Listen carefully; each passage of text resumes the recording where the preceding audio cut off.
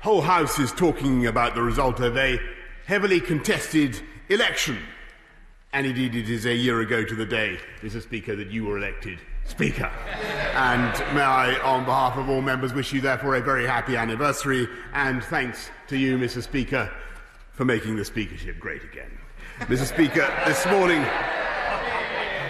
this morning I had thank you, Mr. Speaker. I had meetings with ministerial colleagues and others in addition to my duties in this House. I shall have further such meetings later today. Andrew Jones. Thank you, Mr. Speaker. The citywide testing trial starting in Liverpool on Friday using the new lateral flow tests will cut the time to get results, cut the spread of the virus by identifying people who are infected but not showing symptoms, and vastly reduce both the number of people and time involved in isolating. So the benefits to the NHS, to schools and to business are profound. When does the Prime Minister think the results from this trial will be available and the benefits of this extended across the UK? I thank my honourable friend. He's absolutely right, and I can tell him that the pilot is planned to last for approximately 2 weeks, and we will keep the House updated on the results as they are evaluated. We now come to the Leader of the Opposition, Keir Starmer. Thank you, Mr. Speaker. Can I start with the elections in the United States? Whatever the results, will the Prime Minister join me in saying that it's not for a candidate to decide which votes do and don't count, or when to stop counting? The next president must be the free and fair choice of the American people. Can I also express my revulsion at the terrorist attacks in Nice and Vienna? I'm sure I speak for the whole House in saying our thoughts are with all of those affected. And of course, Mr. Speaker, can I join the congratulations on your one-year anniversary? Turning now, if I may, to Covid-19. On the 21st of September, when the government's scientific advisers indicated that a circuit break would bring the virus back under control, the number of people that day who tragically lost their lives to Covid-19 was 11. The Prime Minister ignored that advice. On Monday, 42 days later, the number of people who tragically lost their lives to Covid-19 was 397. That's a staggering 35-fold increase. Does the Prime Minister understand the human cost of his delay in acting? Well, Mr. Speaker, in answer to his opening question, of course, we don't comment as a UK government on the democratic processes of our friends and allies, and I don't think, in all seriousness, he would expect otherwise. But, Mr. Speaker, turning to the point about COVID and the difficult decision that this House has to face tonight, I think I speak for many honourable members across this House when I say I don't think any government would want to impose these measures lightly, or any parliament would want to impose these measures lightly on the people of this country. And it was always right, Mr. Speaker, to pursue a local and a regional approach, as our scientific advisers said. And I'll tell you why, Mr. Speaker, because that approach, that regional approach, actually was showing signs of working and still is showing signs of working. It did get the R down, the transmission rate down lower than it would otherwise have been, Mr. Speaker,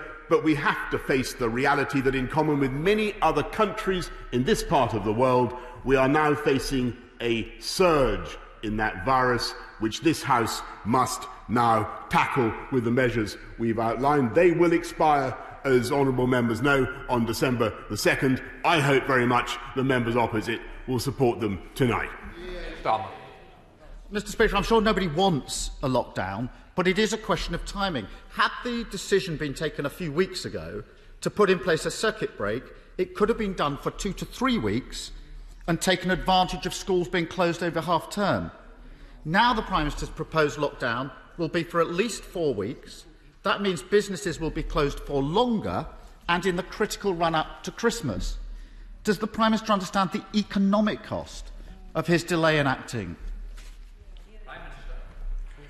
Mr. Speaker, and it's precisely because we understand the economic cost, and it's precisely because we understand the social, the psychological damage of lockdowns that it was right, Mr. Speaker, to go for the local and the regional solution that was supported by, and indeed supported by many members, indeed I think by the right honourable gentleman, as long as it was useful to him for a while. That was the right approach. But what I can tell him, Mr. Speaker, is that at the expiry of this period on December the 2nd. By then, as I said in answer to my honourable friend earlier on, we will be rolling out across this country new types of testing on a scale never seen before, beginning this week, as I've said, in Liverpool, enabling us to detect asymptomatic cases, Mr. Speaker. And that's crucial, because 70% of the transmission is taking place, as the House knows, between people who have no symptoms. And that will enable us to find new ways on a mass scale to break the chains of transmission. I want to thank particularly the Labour leadership of Liverpool for their cooperation, a manner of cooperation that I commend to the benches opposite. Yes, Starmer. Mr. Speaker, the Prime Minister's delay in acting is a huge failure of leadership, and it's no good saying that there was support for the tier system. As he well knows, I looked at the evidence and made a decision 3 weeks ago that the right thing was for a circuit break. And I don't buy the argument, I don't think anybody does, that the facts suddenly changed this weekend.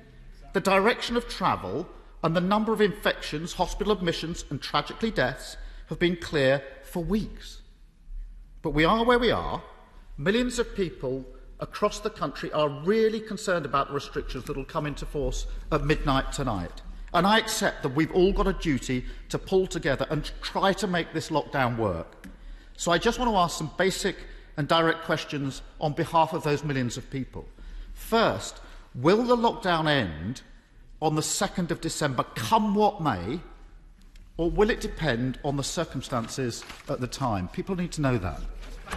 Well, Mr. Speaker, I'm grateful for the support that he's now offering, and I can answer him very simply. As the House knows, and as I informed him repeatedly on Monday, these measures, these autumn measures to combat the surge, will expire automatically, Mr. Speaker, on December the 2nd, and we will then, I hope very much, be able to get this country going again, to get businesses, to get shops open again in the run-up to Christmas. But that depends on us all doing our bit now to make sure that we get the R down. I've no doubt that we can, and that we'll be able to go forward from December the 2nd with a very, very different approach.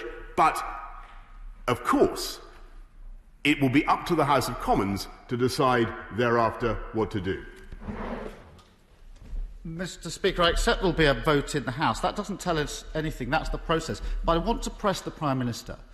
Is he saying that if by the 2nd of December the R rate, the infection rate, has not come below 1, and therefore on the 2nd of December the infection rate is still rising on the 2nd of December, is he saying that come what may, we will come out of lockdown with infection rates going up on the 2nd of December? That doesn't seem sensible to me.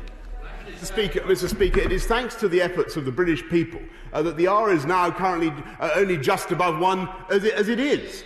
And we are doing the right and the prudent thing at the right time to get that infection rate down. And these measures, as I've said repeatedly to the House, Mr. Speaker, will expire on the 2nd of December. If he's now saying he wants to protract them beyond the 2nd of December, then perhaps he should make his position clear. I just want some basic honesty, and this is serious. If the infection rate, we've got to look the public in the eye. If the infection rate is still going up on the 2nd of December, it is madness to come out of the system back to the tiered system when we know the one thing the tiered system can't cope with is an R rate above 1. That's the basic point. We can come back to it on the 2nd of December, as we always do, Mr. Speaker, but that's the point I'm making. The one thing we know a circuit breaker or lockdown does do is to buy time. And the Prime Minister needs to use that time to fix, test and trace. And I know he'll talk about the capacity of 500,000, what's going on in Liverpool, is world-beating, etc. But we've been going round and round in circles on this. Mr. Speaker, the latest figures show that 113,000 contacts were not even reached, and that's just in 1 week. Only 20% of those who should be isolating are doing so, and the majority of people still don't get results in 24 hours. So can the Prime Minister give a straight answer? What's he going to do in the next 4 weeks to fix this? Because if he doesn't, we'll be back here again. Mr. Speaker, with greatest respect to the right honourable gentleman who has stood up and said that I will brag about NHS test and trace and their achievement of 500,000, a target of capacity of 500,000. You know, I think I'm perfectly willing to accept the failings of NHS test and trace, Mr. Speaker. Of course I am. And of course I take full responsibility for the frustrations people have experienced with that system. But to go from 3,000 tests a day, 2,000 tests a day, to 500,000 is a quite remarkable feat. It's the biggest diagnostics exercise this country has ever carried out. And, Mr. Speaker, they are helping to drive down the R. They are doing, in my view, an absolutely invaluable job, whatever the difficulties they face. What we now need to do is to come together as a nation, briefly if we can, to put aside party political wrangling and point scoring, and work together, as I think he will tonight, work together to support this package, to get the R down and allow us to go forward in a different way with the mass testing that I've outlined from December the 2nd. Keir Starmer. Mr. Speaker, the Prime Minister must see that if 4 out of 10 of those that should be contacted are not being contacted, we've got a problem in the system that needs to be fixed in the next 4 weeks.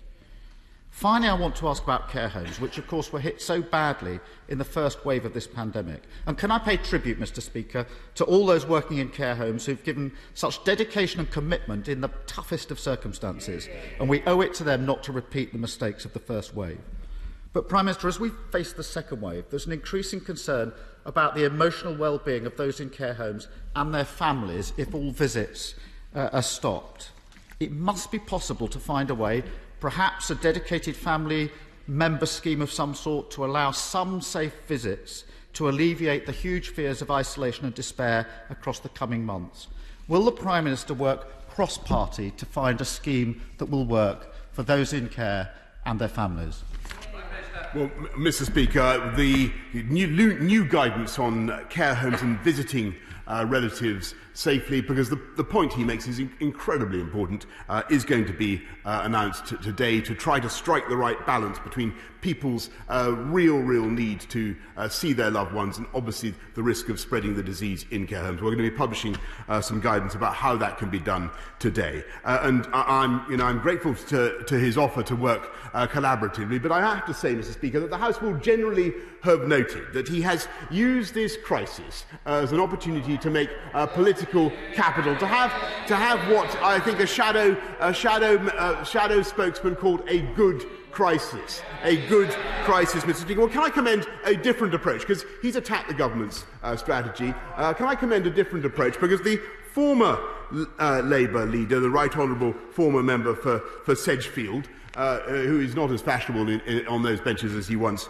was or should be, has written a good, not with all of them, Mr. Speaker, perhaps on the front bench, but not with all of them. He's written a good piece in today's Daily Mail, Mr. Speaker, in which he broadly supports this government's strategy, praising UK drugs companies for what they're doing, supporting our search for a vaccine, and supporting mass testing in Liverpool, which he deprecates, Mr. Speaker. And I think what he should do is actually take a leaf out of the Blair book, Mr. Speaker. And by the way, I can tell him that Tony Blair would not have spent 4 years in the same shadow cabinet as Jeremy Corbyn, standing shoulder to shoulder with him.